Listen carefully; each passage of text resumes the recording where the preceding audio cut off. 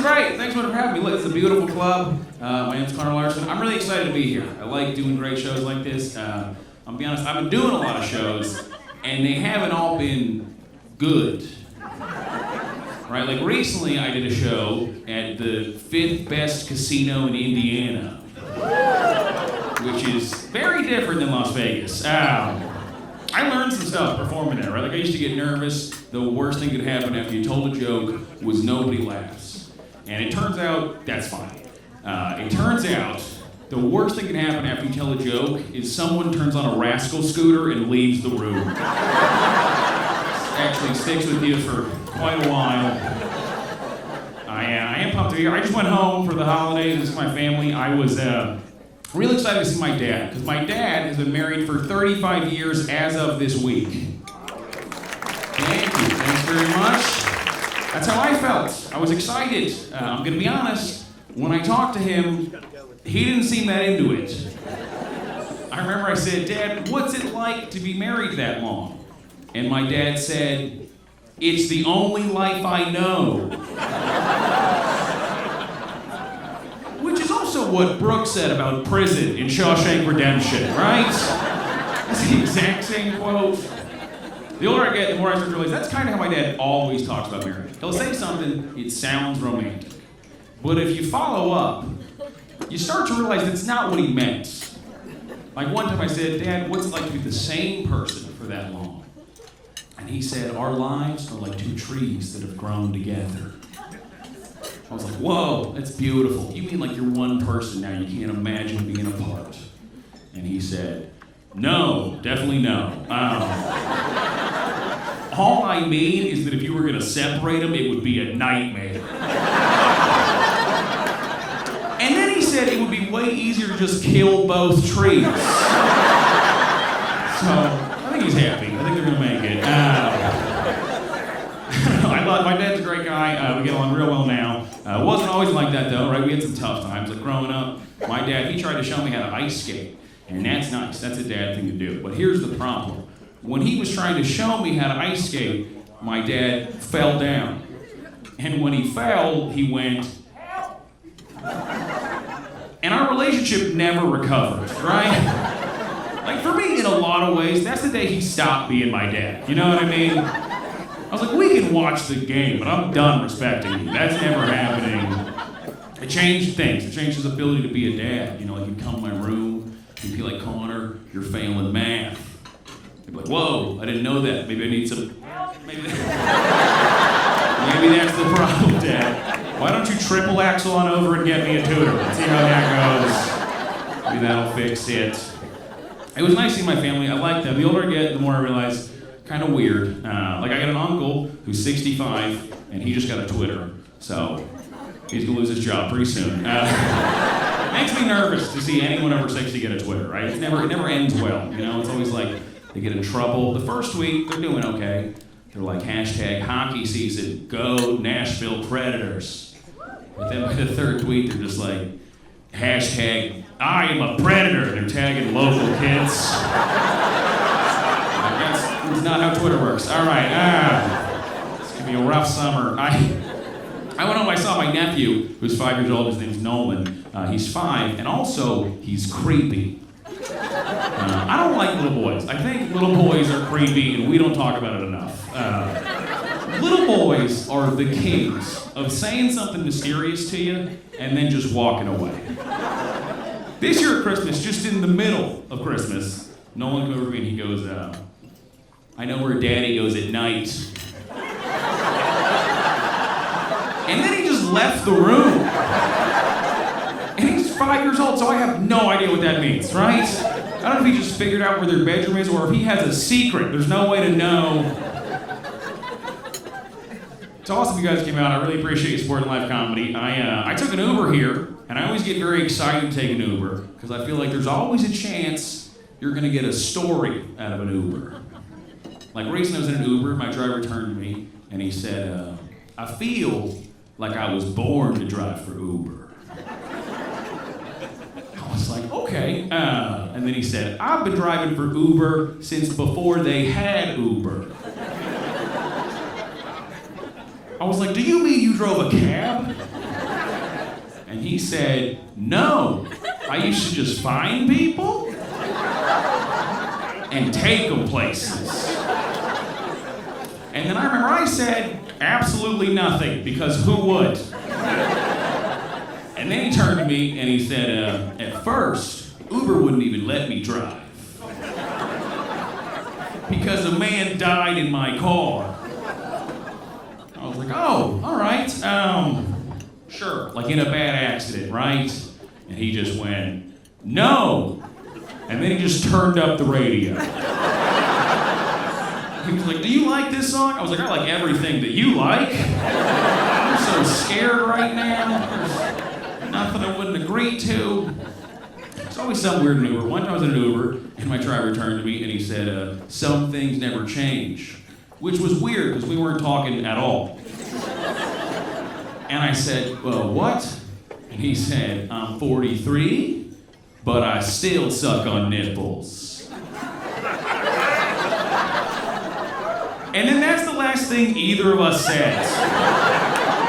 I feel like that guy thinks there's like a life lesson in there, but I have no idea what it is. I'll never know. I know Chance was doing a census out here. I know he got some couples. Is anybody here on like a first date? Just one person? All right. Not even two, just one. Okay. On a date, we'll see. What about a last date? Is anybody here on a last date? That's more my speed, no? Okay. I've been dating a lot. If I'm being honest, I've been going on a lot of last dates. If I'm being real honest, I've been going on only last dates. Dating's tricky. That's what I'm starting to realize, right? Like, I always try not to be a creep to women, which is a suspicious thing to say.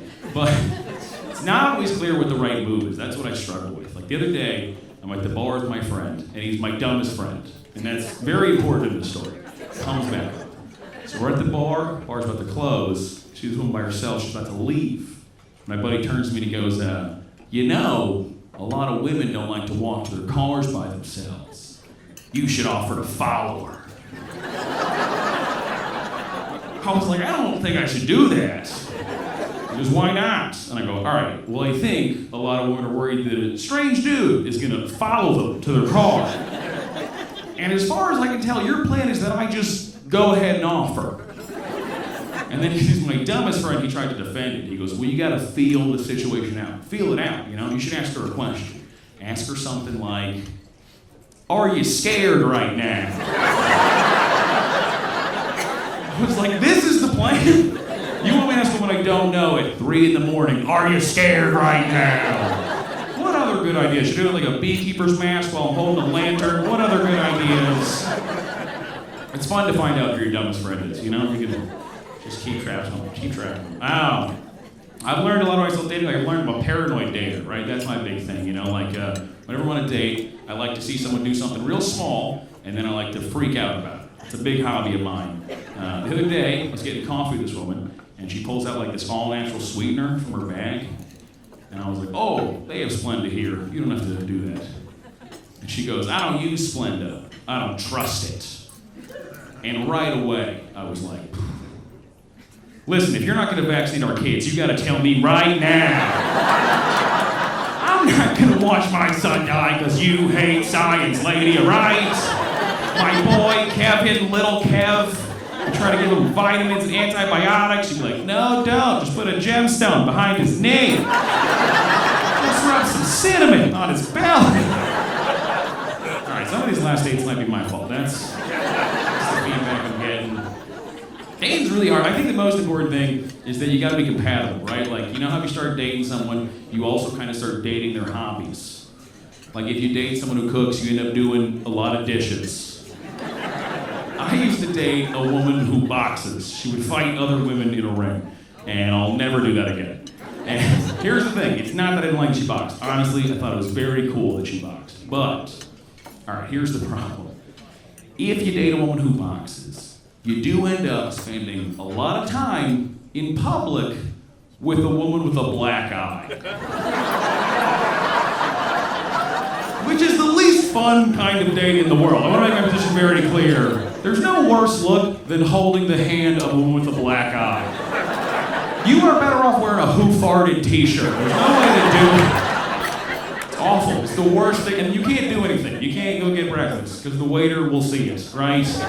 Like, we'd go out after a tournament, and the waiter would come over, and he'd be like, hey, how are you? Oh, I see. And then she'd be like, I'll have an omelet, and I'm like, I'll just have whatever you feel like spitting in, I guess. Whatever's the easiest to get the most spit, probably oatmeal, I'm thinking, you know? It's terrible. And the worst part is there's no way around it. That's what I learned, right? Because one time I complained. I said, I hate going out with you when you have a black eye. And she said, do you want me to tell people it's not your fault? As if that's not the most suspicious behavior I can imagine. We're just mean strangers. She's like, this is my boyfriend Connor.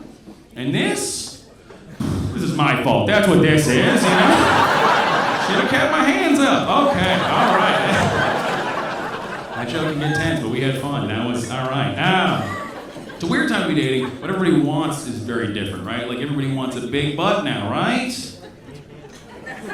Nobody ever cheers for that. Don't feel bad. All right, everybody I know wants a big butt, and that's fine, but it's very different than what I remember as like a kid. Like, when I was a kid, everybody I knew was worried about having a big butt. They were like, I gotta worry about like cellulite and having a thigh gap, and now it's all flipped. Now it's all like hashtag thick thighs save lives.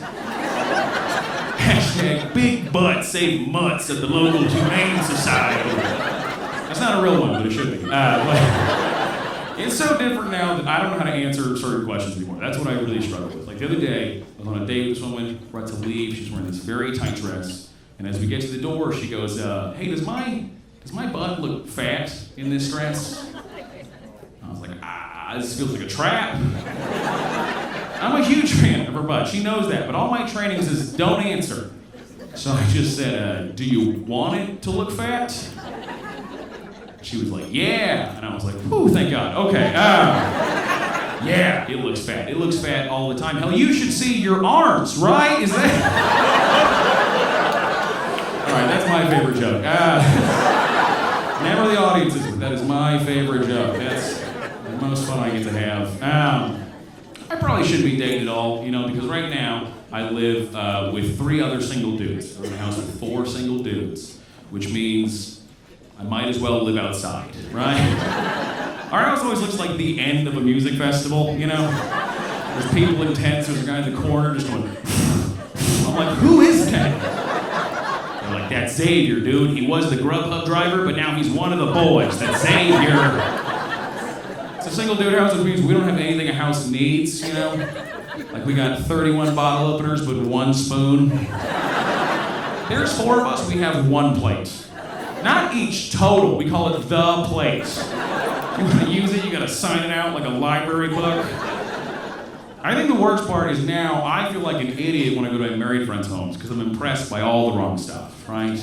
I go walk around their house, take a tour, and I'm just like, whoa, your sponge ain't even got food in it. I'm like, check out this poster. They're like, Connor, that's called a painting. I'm like, oh, okay. We got a Pulp Fiction painting in my house. That's what we got. Right above the Nintendo. Not good. I guess I should be grateful though, because before I lived with those guys, I used to live on a boat, which people always think is cool until they hear about the boat.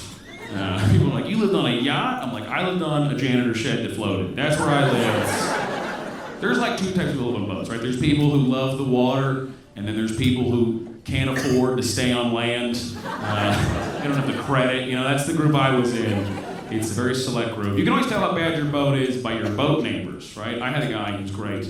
I'd come home late at night from a show, and he'd be on his boat, shirtless, drinking vodka, and listen to that song, Baby Come Back. And I'd walk by him, and he'd go, I'm fine. I'd be like, oh, didn't ask.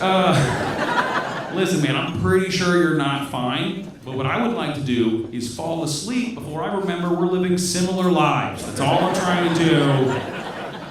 Weird moments on the boat, like moments I didn't see coming. Like, I remember I went to buy sheets for the boat, and the guy was like, is it for a king mattress or a queen? I was like, it's for a table that folds into a bed on a boat? He couldn't understand it. I was like, I eat cans of soup on it in the day, and then I cry softly on it at night. What do you have? Do you have that in blue? I'd love that in blue. I thought living on a boat would help me dating, which, boy, is that not true. Because at first I thought women would like talk themselves into it. You know, I thought they'd be like, he lives on a boat? That's cool. Maybe he's a minimalist. Maybe he's like Matthew McConaughey. But then they get to the boat, and I'm like, all right, bathroom situation. There's a pee bucket and a food bucket. Don't mix them up. I'm like, this is definitely not Matthew McConaughey. This is absolutely not.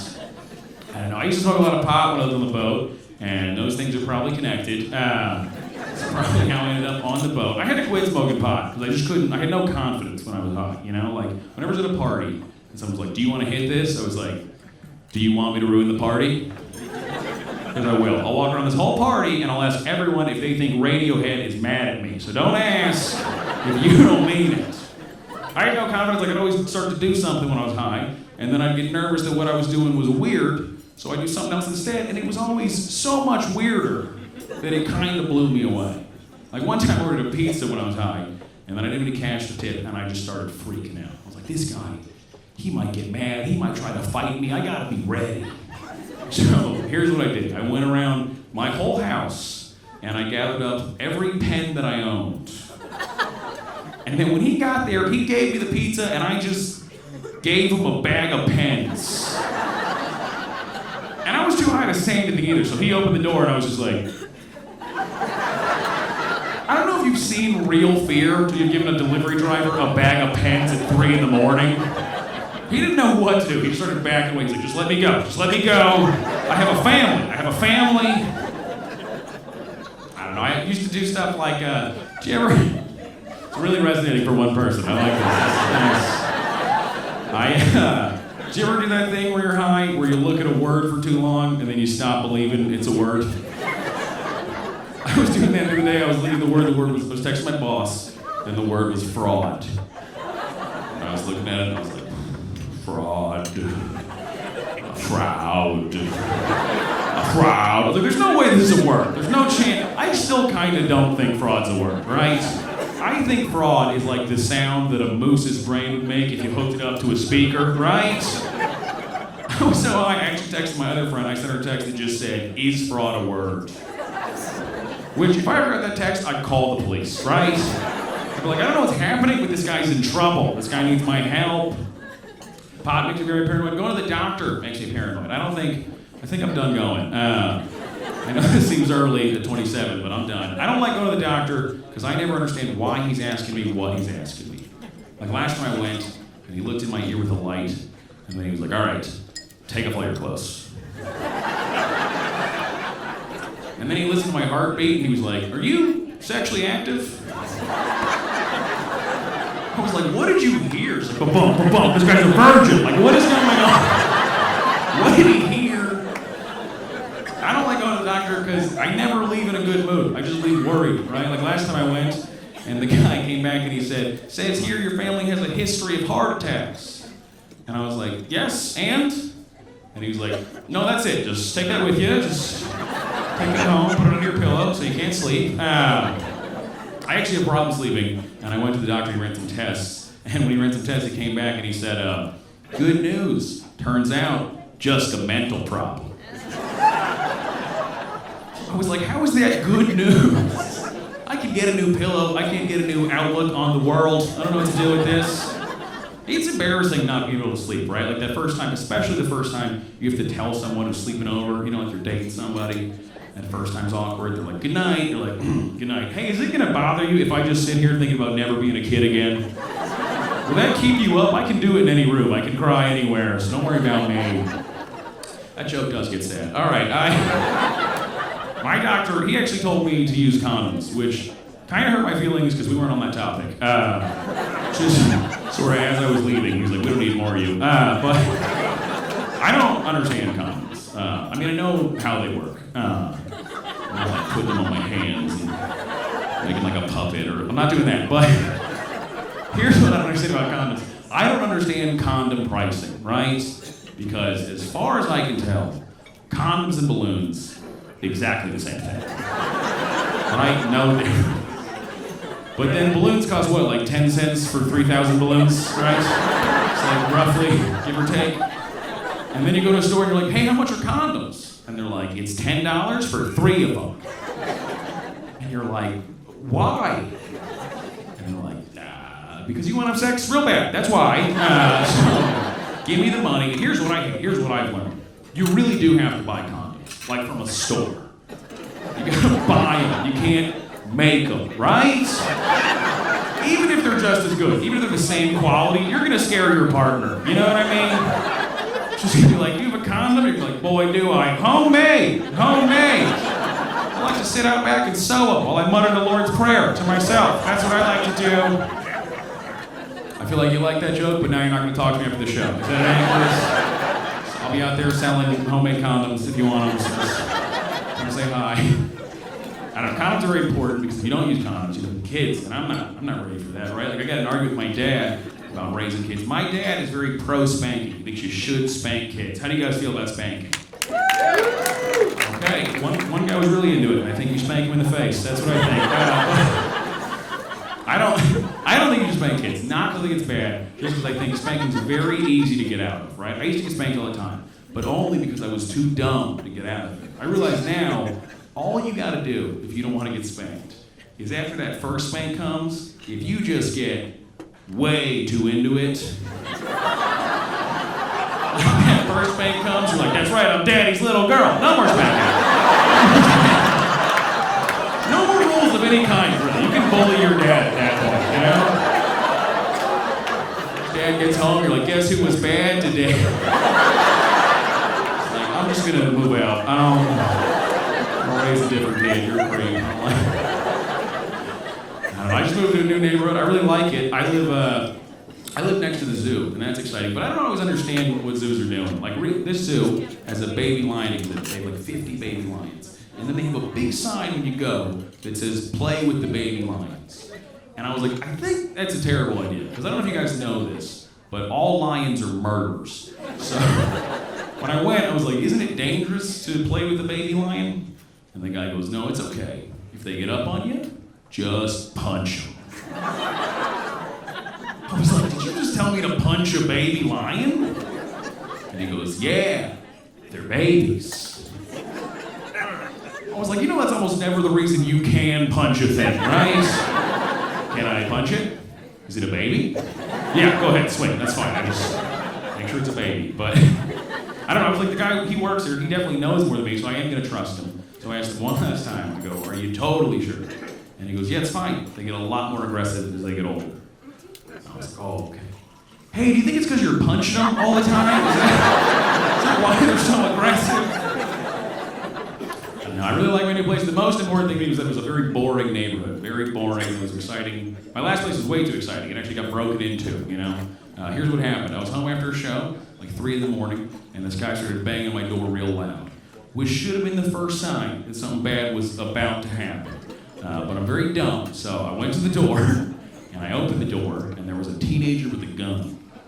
And I was like, oh, no thank you. So I closed the door. I was like, I don't know what you're selling, but it doesn't seem fun to me. And then I just panicked. I was like, what do I do? Should I pee my pants? Should I start crying? I didn't do any of that. I just froze, which, by the way, fun to find out that's what I would do in a life or death situation. And the guy, he actually shot through my door and he drove away. And like an hour later, the cops came. And the first thing cops said is he goes, we're probably not gonna find him. I was like, okay, what should I do? And he said, I think you should get a gun. That way, next time, you can be waiting for him. I was like, okay, man, hey, first of all, what's this whole next time shit? And second, waiting for him, man, it's 3 in the morning and I was just watching the Great British Baking Show in my underwear. I'm not gonna be behind the door like, make my day. I would be better off just yelling, like a Larsen. All right, you guys are an awesome crowd. Thank you so much for having me.